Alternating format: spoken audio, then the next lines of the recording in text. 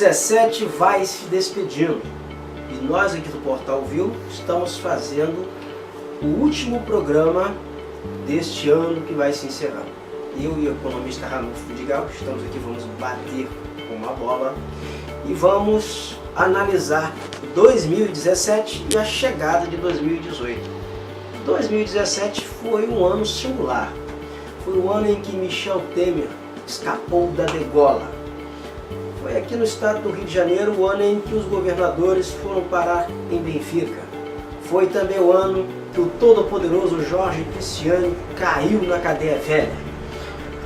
Aqui na Bacia de Campos foi um ano de crise, desemprego, mas é também um ano com promessa de retomada.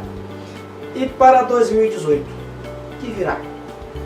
O Porto do Açu vai realmente assumir o protagonismo econômico rivalizando com Macaé, no caso São João da Barra e Macaé? Esses são os principais temas que nós vamos conversar nesse programa de despedida de 2017. Ranulfo Vidigal, prazer tê-lo aqui. Aqui, Roberto, vamos bater uma bola. Vamos bater uma bola. Ranulfo, 2017 para você, ele foi um ano atípico ou foi um ano esperado? Ou os acontecimentos foram esperados? Olha, depois do desenlace da saída do Partido dos Trabalhadores em 2016, nós estamos presenciando uma sucessão de crises no bloco de poder que, ao rachar com o Partido dos Trabalhadores, teve a nova hegemonia do processo econômico e produtivo do país. E o que se observa é que há uma agenda de liberalização e redução de custo para o empresariado. Ao mesmo tempo, há uma profunda insatisfação popular com o destino, principalmente, do emprego e da renda, coisa que foi muito acentuado em 2016 e agora esse ano um pouco menor. Mas um bom indicador para a gente fechar o ano é dizer que o indicador do Serasa para comércio mostrou que o Natal foi um Natal muito melhor do que o ano anterior, ou seja, 5,6% de incremento contra uma queda no Natal do ano passado. Portanto, isso já é um sinal de que o consumo das famílias está começando a voltar. E talvez isso dê a tônica para 2018.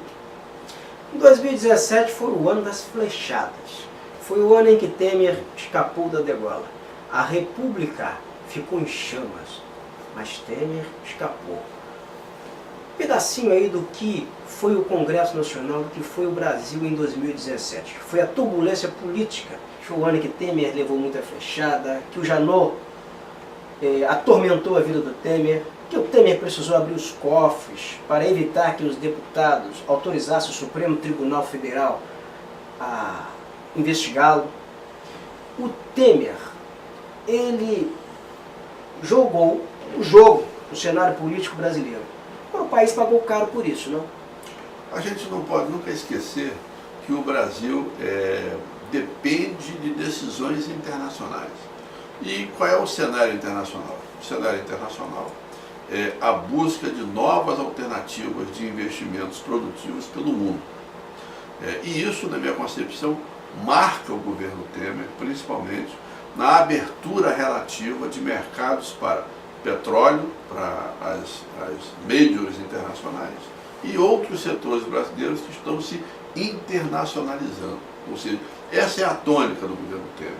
Ele teve que, a partir do aparato de poder que está ao seu lado, que vem da seara internacional, ele teve que abrir os portos às nações amigas. No estado do Rio de Janeiro, nós assistimos também o estado em chamas. Nesse ano de 2017 foi o ano em que os governadores Sérgio Cabral e Antony Garotinho, ex-aliados, que se tornaram rivais, e eles foram também rivalizar no mesmo lugar, em Benfica, no presídio. Sérgio Cabral ele está preso no âmbito da Operação Lava Jato, vamos esclarecer. O ex-governador Antony Garotinho ele foi preso no âmbito da Operação Caixa d'Água, uma operação que investigou, na verdade, o uso de Caixa 2 em campanhas eleitorais. Então o Garotinho foi crime político. Cabral foi crime de corrupção administrativa, improbidade administrativa, uma série de outros crimes. Mas nem por isso os ex-governadores eles saíram do foco midiático. E outro fato também no estado do Rio de Janeiro, que a crise política ela chegou ao parlamento. Jorge Pisciani, presidente da Alerj, presidente do PMDB, um homem conhecido pelo estilo, muitas vezes truculento, no comando do PMDB no estado do Rio de Janeiro, também foi preso no âmbito da Operação Cadeia Velha. O estado do Rio de Janeiro foi devastado por operações, e tudo associado a uma crise política e econômica profunda, né? A gente, se fizer uma avaliação da renda per capita do estado do Rio de Janeiro, com certeza ela teve uma redução de pelo menos 15% nos últimos 3 anos. Só esse ano, a cidade do Rio de Janeiro, depois de ter Copa do Mundo e Olimpíadas, amargou 50 mil desempregados. Portanto, a crise econômica, ela, digamos assim, ela está lavando a alma e tentando a modificação da articulação política que tinha até então. Nós devemos ter em 2018 mudanças muito expressivas, tanto no legislativo e mudanças de composição para a eleição majoritária, tanto no Estado quanto aquela que tem implicações em Brasília associado ao Poder Legislativo. O que vai ser da eleição de 2018 no estado do Rio de Janeiro? Nós vamos ter eleição para governador, para deputado. Sobra quem?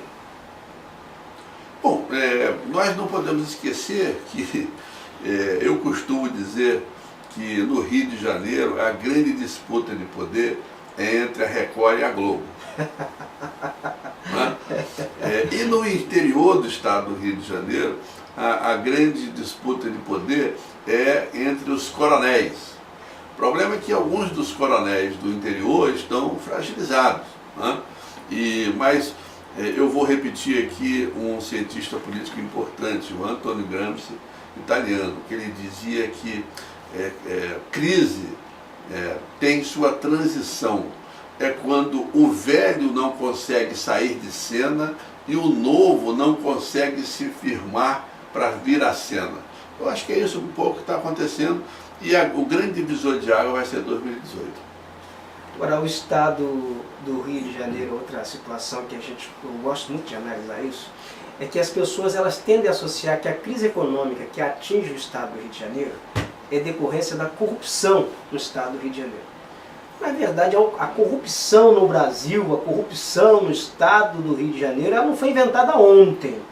Essa corrupção ela vem de longe. Ela é uma senhora velhinha que já anda até de bengala, né? Ela é bem idosa, tem mais de 300 anos, talvez 500 anos. Ela tem a idade do achamento do Brasil.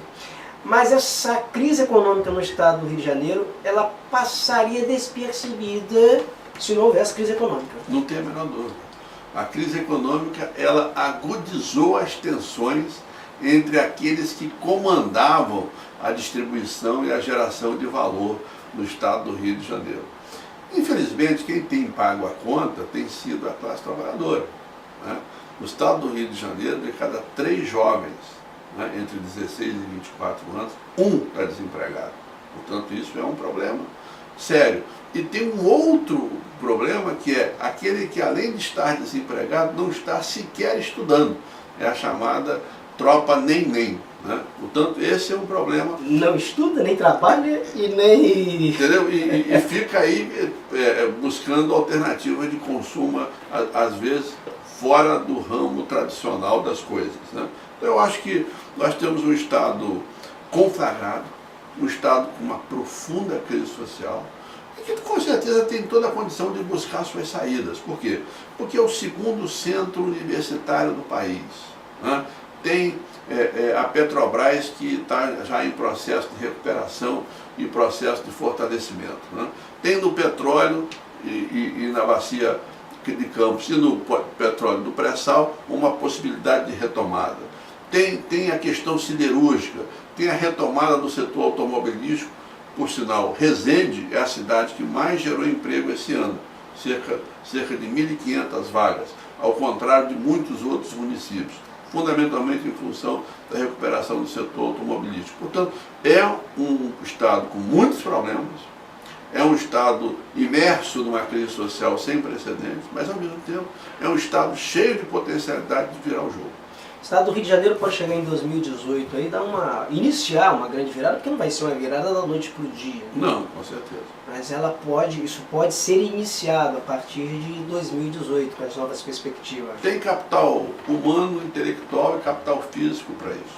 As cidades que começam agora também a despontar nesse novo cenário aí do Estado do Rio de Janeiro para o futuro é Maricá, Niterói, que estão aí se banhando em petróleo na camada do pré-sal. Exatamente. Com a mudança da composição relativa da oferta e da produção petrolífera, né? Ou seja, para você ter noção, há 2 anos atrás a produção do pré-sal era de apenas 25%, 30% e agora já é metade da produção nacional. Outro dado importante é que o Brasil, e aí a era Temer está provocando isso, o Brasil está assumindo um protagonismo na exportação de petróleo. Ao assumir este protagonismo, tem uma implicação interessante que é gerar dólares. Ao gerar dólares, o que tem que ter cuidado é com aquilo que nós dois chamamos de doença holandesa, que é quando o dólar fica tão competitivo que ele não dá margem a que outras atividades no Estado do Rio de Janeiro venham a prosperar. Essa é uma questão que com certeza vai ser debate necessário nessa retomada. Na Bacia de Campos, nós estamos aqui em Macaé, nós estamos aqui nos estúdios em Macaé gravando esse programa aqui de final de 2017. Novos acontecimentos aí agora nesse mês de dezembro, nessa segunda quinzena de dezembro, elas nos traz aí grandes promessas. Que na Bacia de Campos, por exemplo, onde as cidades, todo mundo acompanhou, mergulharam numa crise sem precedentes, crise econômica, com desemprego. Você observou isso em sua página no Facebook com dados. Portanto, só Macaé perdeu 8 mil vagas. Verdade. Não sei se foi ao longo do ano ou ao longo do semestre. Até novembro. Até novembro. A cidade de Campos perdeu mais de 2 mil vagas. Quase 3 mil vagas. Quase 3 mil vagas. Mas agora nós estamos assistindo aí uma retomada. O presidente da Petrobras, Pedro Parente, em visita aqui a Macaé, se encontrou com o prefeito Dr. Aloysio, no gabinete da prefeitura. Ele antecipou o plano de negócios da Petrobras, só de investimento que nós vamos ter na Bacia de Campos, com retomada aí nas plataformas da produção de petróleo, acho que são 18,9 bilhões nos próximos 4 anos. E isso promete uma sobrevida aos municípios petrorrentistas, né, Orlando? Os municípios que sobrevivem da produção de petróleo. Né? Sim. E outro dado importante é que a cotação internacional de petróleo já superou $65 por barril, o chamado petróleo Brent. Tudo leva a crer que 2018 possa render alguns dividendos para os orçamentos municipais e fortalecer as políticas públicas das prefeituras, principalmente daquelas que fizeram o seu dever de casa, ou seja, enxugar a máquina e fazer um gasto com mais eficiência. Nesta última semana também de dezembro, o presidente Michel Temer visitou o Porto do Açu, assinou o decreto criando lá uma zona produtora de exportação na região do Porto do Açu. Também promete ser um grande diferencial, um catalisador de investimentos para o norte do estado do Rio de Janeiro. Você acredita que São João da Barra, com essa dinâmica do Porto do Açu, passa a rivalizar economicamente com Macaé? Ela vai assumir um certo protagonismo? Eu gostaria de, nessa análise, dividir o que é o Porto do Açu e o que é São João da Barra. Você vai até estranhar o que eu estou colocando. Mas é que o Porto do Açu vai tomar uma dimensão tão expressiva, né, no horizonte dos próximos 5 anos, que ele em si já está se deslocando da esfera meramente local. Né? Ou seja, o Porto do Açu vai tomar uma definição de rumos e com implicação regional. Né? Não dá mais para pensar a nossa região como um todo sem pensar numa profunda integração entre Rio das Ostras e Macaé, nesse circuito aqui próximo a nós, Campos como centro de serviços e São João da Barra leia-se, Porto do Açu como centro de logística e agora com especialização na exportação. Essas três economias é que vão dar o tom doravante do comportamento, principalmente da geração de emprego e da geração de oportunidades para pequenos empreendedores no norte fluminense. Com um detalhe importante, Macaé ainda representa metade da renda gerada no norte fluminense. Entretanto, a curva de crescimento do Açu está fazendo com que cada vez mais esta unidade em processo de implantação definitiva torne-se mais dinâmica e tome mais volume ao longo tanto do emprego quanto da geração de impostos e renda. Portanto, a região tende-se a ganhar combustíveis, mas também problemas, principalmente na questão da criminalidade, da violência, que vão necessitar de profundos investimentos do governo do estado do Rio de Janeiro. Nessas imagens que passaram em off aí, você acompanhou, foi o presidente Temer lá no Porto do Açu, assinando o decreto criando a Zona Produtora de Exportação, que é a chamada ZPE. Só para explicar, uma zona produtora de exportação, ela permite que as empresas ali instaladas, elas operem com até 80% de isenção tributária. Então é um negócio muito atrativo. E as empresas, por exemplo, que operam com dólar, que recebem dólar, elas necessariamente não precisam converter o dinheiro que recebe nessa zona em real. Ela pode operar ainda com a moeda estrangeira. Então é um negócio altamente vantajoso. O governo já inaugurou 23 zonas dessa modalidade no Brasil, mas apenas uma opera em toda a sua plenitude, que é a ZPE do Ceará. Mas aqui para a região em que nós estamos aqui é uma grande alavanca, né? Uma grande indutora para a atração de investimentos. Sim, não nos esquecendo que, na verdade, tem uma implicação de redução muito expressiva de impostos, ou seja, o Estado abre mão de tributação no sentido de geração de renda e emprego. Isso, evidentemente, vai dar mais frutos daqui 2, 3 anos. Por quê? Porque o Porto do Açu precisa, por exemplo, de uma ferrovia. Precisa, por exemplo, da duplicação da BR-356 para poder escoar toda a produção e todo o fluxo de negócio. E desse particular, Campos terá também uma vantagem relativa, porque os serviços que vão atender as famílias que vão trabalhar no Porto do Açu, os serviços estão praticamente em Campos, serviços culturais, serviços educacionais, serviços de saúde, hotelaria. Portanto, Campos terá nesse particular também um ganho. Por isso que eu quero muito bem dividir o que é o Açu do que é São João da Barra. Né? Ou seja, o Açu tornou-se uma coisa muito maior do que meramente a São João da Barra de 40 mil habitantes. Né? Ou seja, hoje, para que o nosso amigo que está nos ouvindo tenha noção, 60% das pessoas que trabalham no Açu são de Campos. 30% são de fora de Campos, ou seja, outras regiões, Minas Gerais, São Paulo, e apenas 10% são oriundos da cidade de São João da Barra. Portanto, é sempre bom a gente distinguir o que é o Açu e a sua grandiosidade e o que é a São João da Barra com as suas tradições, com o seu carnaval, com a sua cultura, enfim, com todas aquelas vantagens, com as suas praias, com todas as vantagens relativas que a cidade possui.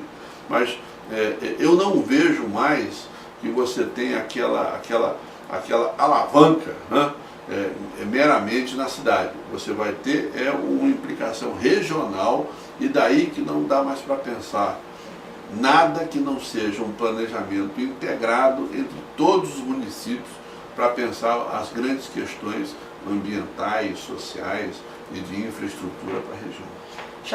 Reforçando o que o Ranulfo está explicando, eu gostaria que você analisasse essa foto aí do Porto do Açu, da inauguração, da assinatura do decreto criando a ZPE lá no Açu, no último dia 27. Se observa que os prefeitos foram convidados a fazer parte lá, a tomar assento próximo ao presidente Temer, eles estão todos numa parte muito secundária, eles estão lá atrás. Na parte aí Na frente estão os deputados, está ali o presidente Temer, o Moreira Franco, que é ministro. Então os prefeitos eles já perderam na posição ali um certo protagonismo, porque isso mostra a grandiosidade, que o Porto ele já é, digamos, o grande centro das atenções nessa região. E o outro dado também que o Ranulfo acabou de colocar, que eu gostaria de chamar a atenção, é com relação à mão de obra. Falta de qualificação da mão de obra que provoca essa atração da mão de obra externa, da mão de obra que não é de São João da Barra. Esse choque, isso já foi constatado no início de construção do porto. Porque o pedreiro, por exemplo, que ele era convocado, ele era recrutado para trabalhar no porto. Não existe mais o pedreiro generalista. O pedreiro ele está especializado. O pedreiro que é especializado, por exemplo, no assentamento de piso, no pedreiro que ele trabalha com aquela estrutura mais pesada, com ferragem. E o que se encontrou em São João da Barra foram pedreiros que faziam de tudo. Então, o que o Porto foi obrigado a fazer é recrutar a mão de obra especializada. Foi recrutar em Minas, foi recrutar na Bahia. Então, veio gente do Brasil inteiro e acabou ocupando essas vagas. O que pesou para Campos positivamente é que Campos tem 20 mil estudantes universitários nas suas faculdades e universidades públicas e privadas existentes naquela cidade. E isso, evidentemente, dá uma vantagem relativa, né? E vai continuar dando uma vantagem relativa, porque a volta, o pós-crise é um pós-crise com mais produtividade necessariamente, ou seja, vai sair aquele de menos produtividade e vai entrar no processo do mercado de trabalho as pessoas com mais produtividade e mais tempo de escolarização. Essa vai ser a variável chave a partir de agora, principalmente, Roberto, que nós estamos vivendo a chamada quarta revolução industrial. A quarta revolução industrial, ela está trocando robôs por gente. Na indústria automobilística, na indústria do petróleo. Informação. Na informação. O Portal Viu começa agora a operar com robô. Vai ter robô trabalhando na redação. O mercado financeiro brasileiro em São Paulo, a chamada Bovespa, metade das operações são feitas por robô. Em Nova York, 80% das operações são feitas por robô. Então, isso, digamos assim, tem profundas implicações, né, em de que nós vamos ter até a situação da extinção de algumas carreiras, né? Da mesma forma que o datilógrafo deixou de existir, e antes tinha curso de datilógrafo. Eu fiz. Nós fizemos. Né? Esta nova revolução industrial que está vindo aí, a chamada 4.0, que já está muito forte na Alemanha, que já está muito forte nos Estados Unidos, ela está simplesmente tirando o trabalho de menor qualificação, né, trocando por máquinas, e até trabalhos de média complexidade, alta complexidade, trocando por robô. Eu diria que só tem um segmento que não vai ser mexido, é o segmento do cuidado. Por exemplo, nós estamos tendo pessoas vivendo mais. Então não tem como um robô cuidar de um idoso. Não vai ter. Ainda não. Não tem como um robô fazer a modificação no sistema dentário nosso. Não tem como um robô fazer uma cirurgia de alta complexidade que só um ser humano pode fazer, né? Então algumas profissões ainda vão ficar isentas desse movimento. Mas algumas profissões que nós estamos vendo estão simplesmente deixando até de existir, né? Então, nessa nova modalidade, a nossa região, que é uma região a partir de agora cada vez mais internacionalizada, ela vai sofrer e ela terá que se adaptar. Gostaria de chamar a atenção agora de vocês para as imagens. Eu gostaria de exibir uma entrevista do Pedro Parentes, que é presidente da Petrobras, uma visita que ele realizou em Macaé. Ele foi recebido pelo prefeito Dr. Aloysio no gabinete aqui da prefeitura de Macaé, e ele tocou num assunto assim nevrálgico para essa região produtora de petróleo, que é com relação à redução nos repasses de royalties do petróleo. No tópico desoneração, que ele explicou, que muitos prefeitos demoraram até a entender de certa forma, que uma vez reduzindo o percentual de royalties para operação nas plataformas que estão paralisadas, os municípios eles tenderiam a ganhar um pouco mais. Por quê? 10% do que se é produzido nas plataformas de petróleo da região, a lei determina que os municípios têm direito a receber 10% de royalties, não é isso? Agora, só que nós estamos com muitas plataformas paralisadas, ou estávamos, porque esses postos eles entraram em declínio e a Petrobras ela passou a priorizar a produção no pré-sal. Tem petróleo pra caramba, a rentabilidade muito rápida e as plataformas aqui elas são mais antigas, dependem de investimentos. Então, como a Petrobras trabalha no viés de desoneração e as empresas estão trabalhando, estão buscando aumentar a margem de lucro com desoneração, o que se negociou foram os municípios abrir mão de um percentual de royalties para receber, para botar as plataformas operando e receber dinheiro, uma quantia maior em função disso. Vamos ouvir primeiro a explicação do Pedro Parente, para daqui a pouco a gente comentar. Eu acho que é muito importante a gente entender a lógica da proposta, né? A lógica da proposta ela é simples. Se os royalties são mantidos nesse nível inicial, chegará um momento que com este valor nós somos obrigados a interromper a operação porque ela não dá retorno. Mas se os royalties são reduzidos, nós podemos prosseguir com essa exploração e mesmo utilizar parte dessa redução para investir na melhoria dos campos. Portanto, não se trata, isso é muito importante entender, em reduzir o pagamento de royalties. Na realidade, nós estamos falando aqui em aumentar o pagamento de royalties. Por quê? Porque ao fazer esta hipótese para determinados campos, uma avaliação campo a campo, significa prolongar a vida útil daquele campo. Ao invés de pagar só até uma determinada data, se reduzir os royalties, continuamos a explorar e continuaremos a pagar royalties. Então precisa tomar muito cuidado com a percepção de que reduzir percentual automaticamente significa reduzir royalties. Não é isso, ao contrário. Então, Pedro Parente explicou isso. Ele deu essa explicação, que era para todo mundo, está todo mundo equivocado, que as cidades precisavam desonerar, abrir mão de royalties para receber mais dinheiro. É isso mesmo, Radolfo? Olha, Roberto, o governo americano, o Senado americano, a Câmara americana acabou de reduzir, lá nos Estados Unidos, a tributação sobre lucros das grandes empresas, incluindo as empresas petroleiras, né? Portanto, essa é uma tendência mundial. E o Brasil não pode fugir muito disso, né? Quer dizer, o Estado-nação hoje, embora ele seja o detentor das políticas públicas, ele tem que seguir o movimento internacional. E o movimento internacional é de desoneração. Internamente, o que nós estamos vendo é que aquela parte que era muito da Petrobras, na produção, na distribuição, em toda a cadeia produtiva do petróleo, ela está tornando-se mais, digamos, dividida com as outras empresas, e essas outras empresas são internacionais, né? Então, nós vamos ter um novo desenho na região, na produção, e, consequentemente, um novo desenho na distribuição e aplicação da indenização do petróleo. Queria só te dar um dado. Estamos fechando esse ano com 3 tendências nas 3 cidades que nós comentamos aqui. Macaé fez um profundo ajuste no seu orçamento de salários, né? E pagou o 13º em dia. São João da Barra fez um profundo ajuste, está fechando as suas contas praticamente em equilíbrio e vai ter um 2018 melhor. E o município de Campos, que custou a entender a necessidade e a gravidade do ajuste de contas, está tendo que atrasar uma parcela expressiva do 13º dos seus servidores. Portanto, quem não fizer o dever de casa agora, em 2018, né, vai mais uma vez patinar.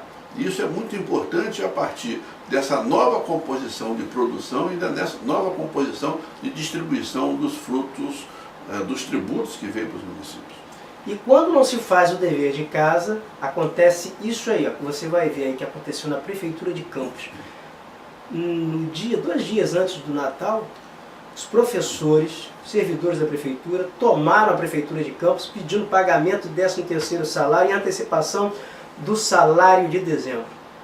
Então a cidade de Campos ficou no bico do urubu e todo mundo chamando o urubu de meu louro. Dinheiro não apareceu. Olha só as imagens.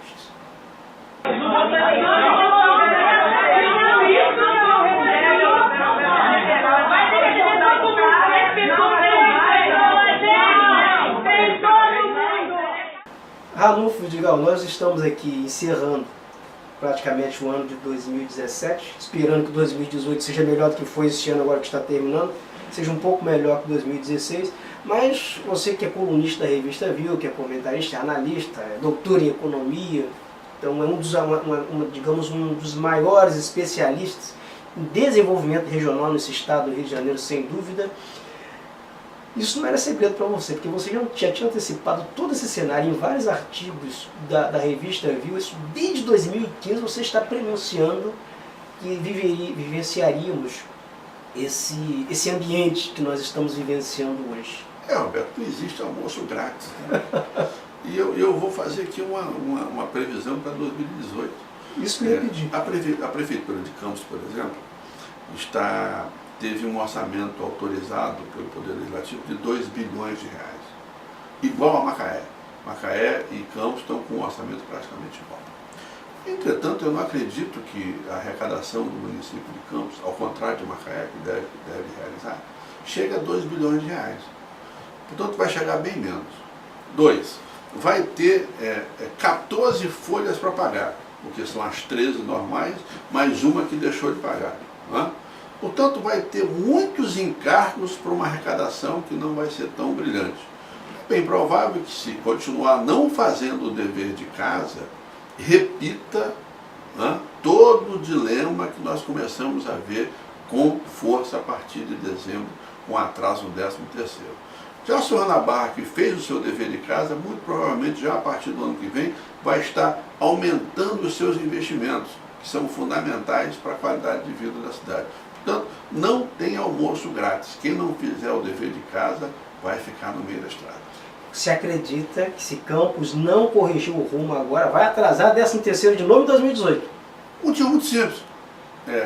Qualquer empreendedor, pequeno ou médio, que esteja nesse momento nos assistindo, não terá coragem de abrir seu pequeno negócio, onde 70% da sua arrecadação começa o mês já comprometida com folha. Essa é a situação de Campos.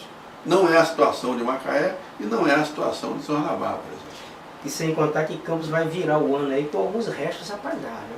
Sim. Quase 300 milhões, 400 milhões com o fornecedor, né? Porque não vai ter dinheiro para pagar. Então tudo isso vai ser pressão em 2018 e a qualidade do serviço, de um modo geral, caiu, o sistema de limpeza pública caiu, o sistema de saúde está muito deteriorado. E tudo isso vai para a conta de todos nós, né? Se fôssemos aqui uma agência de risco, nós classificaríamos Macaé, classificaríamos São João da Barra, classificaríamos até Quissamã, que é uma cidade que dependente fez o dever de casa e pagou o 13º. Fátima Pacheco pagou o 13º, fez o dever de casa. Bonita, a cidade que totalmente dependente de royalties de petróleo. Classificaríamos todas essas cidades, mas teríamos a cidade de Campos como um investimento de risco. E observação. Por quê? Porque foi uma cidade que nos últimos 12 meses encareceu-se. Ou seja, ficou mais caro o transporte público para as famílias, ficou mais cara a energia, ficou mais caro o custo da coleta de água, né? Tudo isso ficou mais caro. E a qualidade caiu. Então vamos dar notas aos bons alunos e aos alunos que não passaram de ano. Vamos ver então, passou de ano aqui nas provas da Viu, Doutora Luiz de Macaé, Carla Machado de São João da Barra, Fátima Pacheco de Quissamã. E Campos está ficando em observação. Em observação, estágio. Como é o nome? Estágio probatório. Estágio probatório, não, mas tem um nome que é recuperação. O prefeito Rafael Diniz está de recuperação, não passou de ano. O que não quer dizer, Roberto, que nós dois não estejamos até torcendo para que ele se recupere, porque na verdade são 500 mil habitantes que estão em jogo nessa discussão, mais o entorno de outros tantos que todo dia vão e voltam para trabalhar na cidade. Olha, a gente torce, a gente vai continuar torcendo, mas inevitavelmente vamos ter que fazer uma ressalva. O prefeito Rafael Diniz vai ter que dar uma mexida naquele governo, mas vai ter que dar uma revoada naquele governo ali, vai ter que dar uma virada de jogo naquele governo ali, porque tem boi na linha, tem bode pra Então está lançado o desafio. Está lançado o desafio.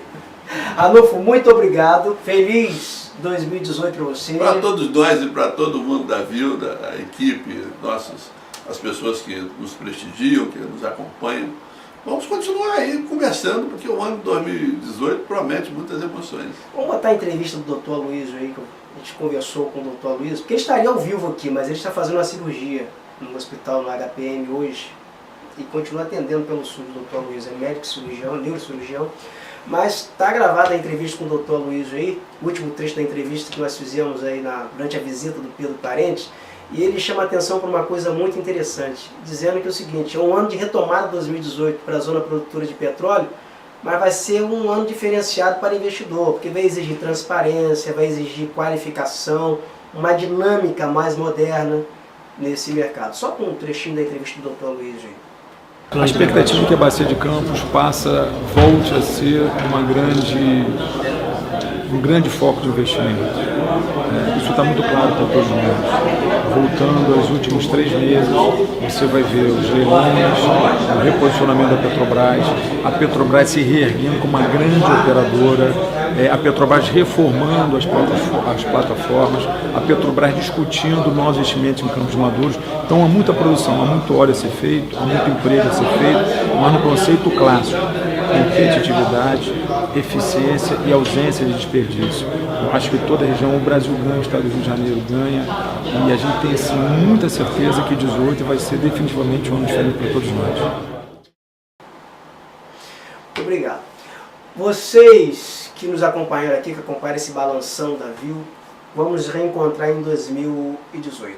2017 vai ficando, vamos partindo, vamos nos despedindo, e vamos aí abraçar 2018 de braços abertos. Partiu?